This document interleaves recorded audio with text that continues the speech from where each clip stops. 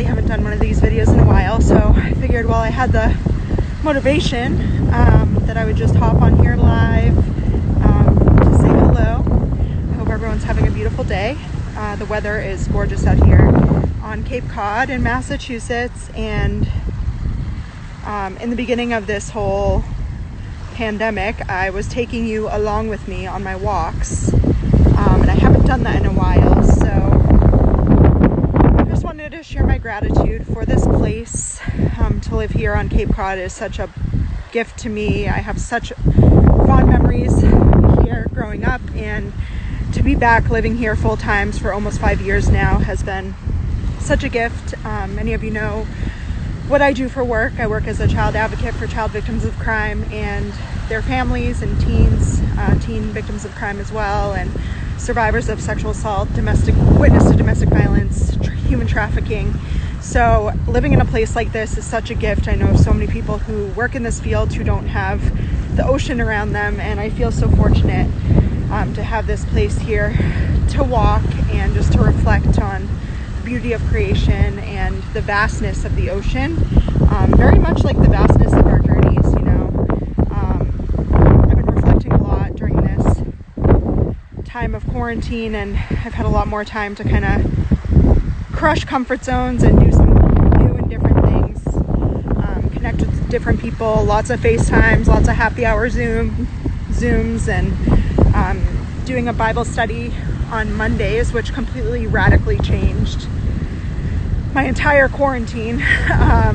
It's called Your Story Matters by Jamie Ivey, and I almost scrolled right past it because I feel like I do a lot of things and I'm involved in a lot, and I do a lot for my work. I do a lot with my church, so I wasn't sure if I wanted to add one more thing to that list, but I'm so glad I did. I'm so glad I listened to that little tap on my shoulder to say just do it, because it's radically changed everything. It's been a beautiful study with some absolutely beautiful women from across the country. None of us know each other really in person, and it's such a fruitful study, kind of more than I expected, and because I've been so used to kind of telling my story and being open about my experiences and talking about like my full circle journey from a survivor of a violent crime to working with survivors of violent crime. And I just today is kind of a day where I'm doing a reflection in a little while. Many of you may or may not know that today is Denim Day, and Denim Day is kind of a call to action from many years ago, that during Sexual Assault Awareness Month, which is April, which is also Child Abuse Prevention Month, that wearing jeans and denim doesn't mean you're asking for it for sexual assault. And it was based on a case where they tried to use that as a defense, and it just breaks my heart. Like, I often ask God to break my heart for what breaks his, and so that I can be a light and hope in the darkness, and to reflect on what it must have been like for that survivor to be in that courtroom and to be told that because she was wearing jeans that she deserved it. And I've heard that not only in my work with survivors and with people, but even in my own case at 12 years old, I was sexually assaulted, and the things that the defense used to try to discredit my story was kind of mind-boggling when you think about it. I was only 14 when it went to trial, and just to think about the bravery in people's stories. And so I just wanted to reflect on that a little bit. Check out my Instagram and probably Facebook later. I'm going to be doing a little post about Denim Day. I took some pictures earlier, and definitely want to raise awareness in that way today, and was able to do a little TikTok challenge for work. Yes, I'm on TikTok now. I swore I never would be, but here I am. I blame it on quarantine. But anyway, I just wanted to bring you on my walk today, and it's absolutely gorgeous out here. Beautiful way to spend the end of the workday. I've been inside all day just doing some work and emailing with people and talking to families, and then I stepped outside to do some TikTok videos. And so I follow us on Children's Cove on TikTok, and I think my personal one is MellyB COD. So creative, I know. But anyway, I'm currently at Millway Beach in Hyannis, very close to where I'm living right now. So it's just gorgeous out here, and a beautiful place to walk and just reflect. I'm going to take some more pictures for Denim Day. I'm rocking my denim jacket with my little shine pin. That's another campaign I'm part of, for adult survivors of sexual abuse, and kind of talking about how we are survivors that are more than our stories. And that goes into the Bible study that I'm doing right now. It's just really incredible to see what survivors can do with their voices. And April is a very special month. Usually right about now I'd be kind of lining up my speaking engagements. I had 2 that were canceled and 1 that's postponed until the fall. I was supposed to be in Michigan a couple weeks ago. So it's just a weird time to try to raise awareness, but doing the best we can with what we've got, just like everyone's trying to do in this quarantine. So but yeah, I got my jeans on for Denim Day. See? And the beautiful ocean to walk around. It's pretty quiet here. I mean, there's people, but we're all kind of staying a respectable distance. But again, I'm just getting on here to share with you just what's on my heart. It's very choppy and random and unrehearsed, and but basically I just want to hear people's stories. Coming up to the end of a very important month for me personally and professionally, Sexual Assault Awareness Month and Child Abuse Prevention Month. Many of you know I work in the field of child abuse. I'm a child advocate, family advocate at Children's Cove, the Cape and Islands Child Advocacy Center, and I too am a survivor of sexual abuse and sexual assault and sexual harassment as well. And so it's a weird thing in a pandemic to be involved in an awareness month, and just with things being canceled and everything going remote, it's just, you got to get creative. So my team and I are doing the best we can with what we've got, and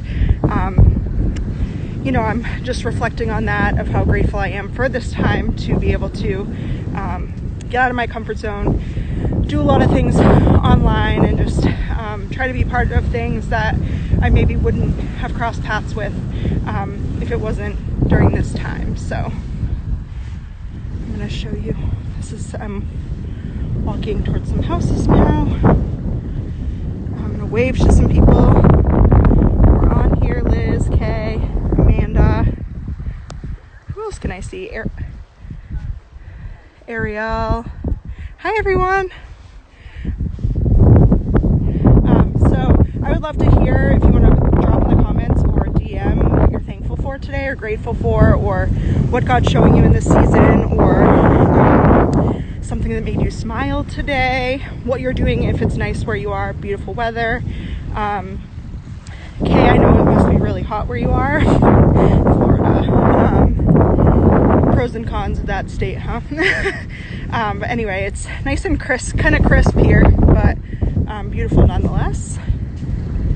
And again, just bringing you on my walk, because I was doing that for a while in the beginning of this social distancing thing, quarantine, whatever you call it, and I haven't done it in a while, so I wanted to let you all into my beautiful beach walk and just kind of walk and talk about whatever comes to my mind. I was talking a little bit earlier about some personal and professional things going on, and just there's been huge breakthrough with some things that I've been kind of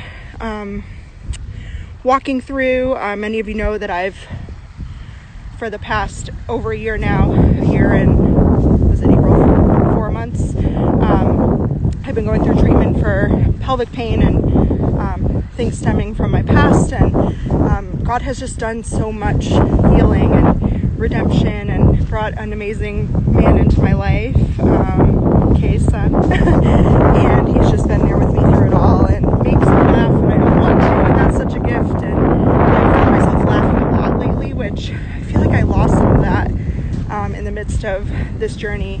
I do share my journey at Victory Over Pelvic Pain on Instagram, so I want to be open and honest with that. If you want to follow that journey, or if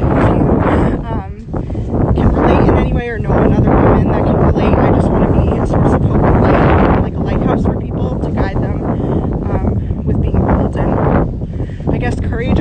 testimony of what God's been doing. You know, I think when we bring things into the light, they can't hold us in bondage anymore, and I think that's what I've been trying to do each time something difficult comes up. So just trying to be as bold and authentic as possible during this time.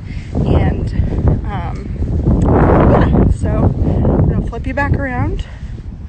It's a little treacherous over this side. There's random things on the ground and random things. There's some houses now. I should probably turn around. I don't think they're here, but it's really beautiful. I don't know if you can see way out there is a lighthouse. I think I pointed at it. It's like right there. That's one of my favorite parts of this spot, is being able to see that lighthouse. It's really cool. And I just talked about lighthouses. That the point of me being vulnerable with my story is to be a lighthouse for others who are headed towards the same rocks I hit. I love that quote. It's a quote that I heard a while ago. So again, it's like being a lighthouse for others with your story and your journey, so that you can be that kind of lighthouse guiding them to shore instead of heading towards the same rocks you hit. So I think that's just a really beautiful quote about lighthouses. And I'm going to turn you around again.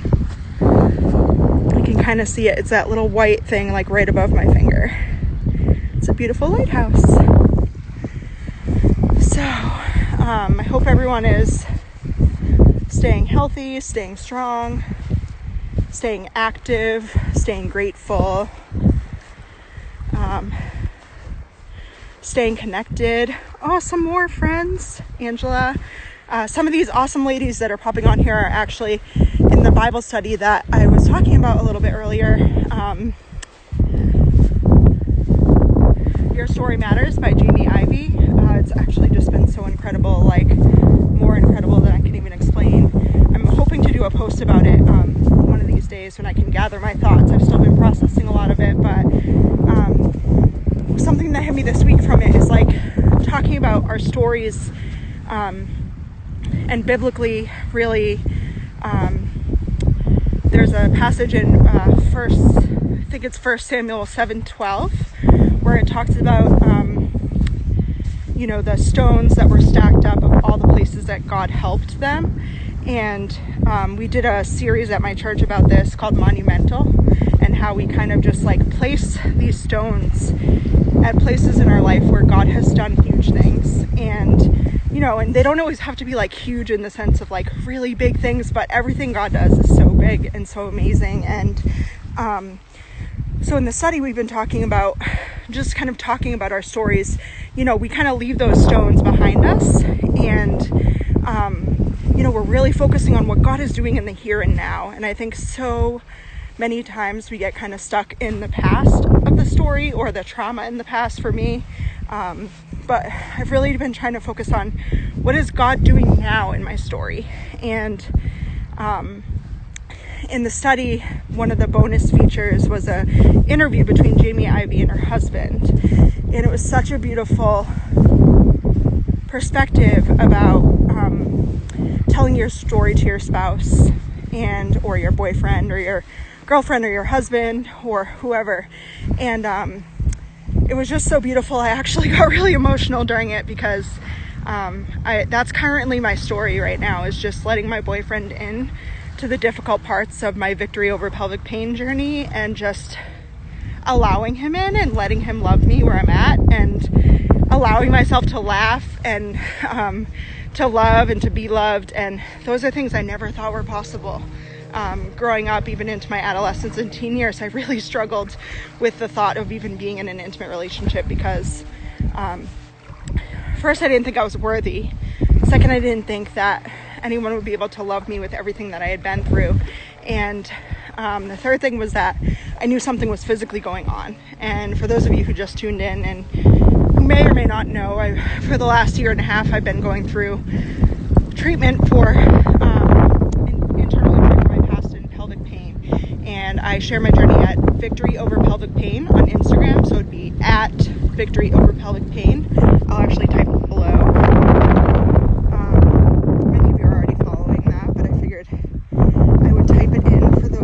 not.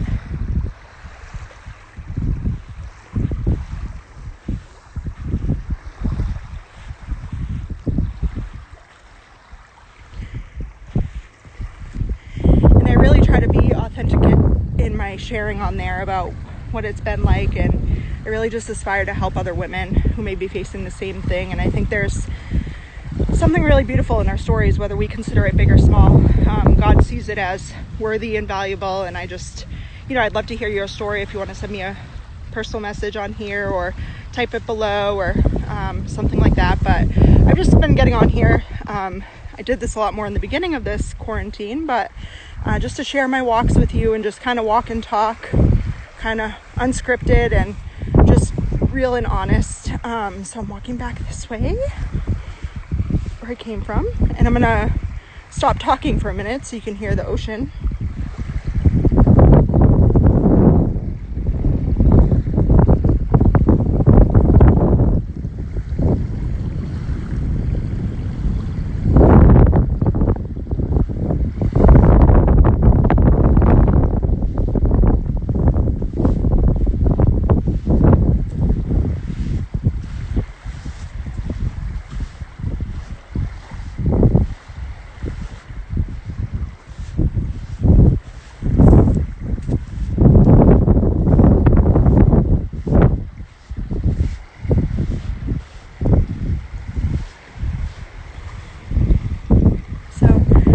Along on my walk today. I'm at a beautiful beach in Hyannis, Massachusetts, Barnstable, whatever you want to call it, on Cape Cod, and just wanted to hop on here. I was doing a lot of these kind of gratitude videos or bringing you along on my beach walks, and I think it's just really great to I don't know if that cut me off, but just connect with people as much as you can. And if there's anything I could be praying for you about, please DM me or comment on here, or comment somewhere, or let me know. My cell phone and my inbox is always open. My phone battery says it's low, so I'm gonna sign off for now, but I'll try to do this more often, and I hope you all have a beautiful day. Bye.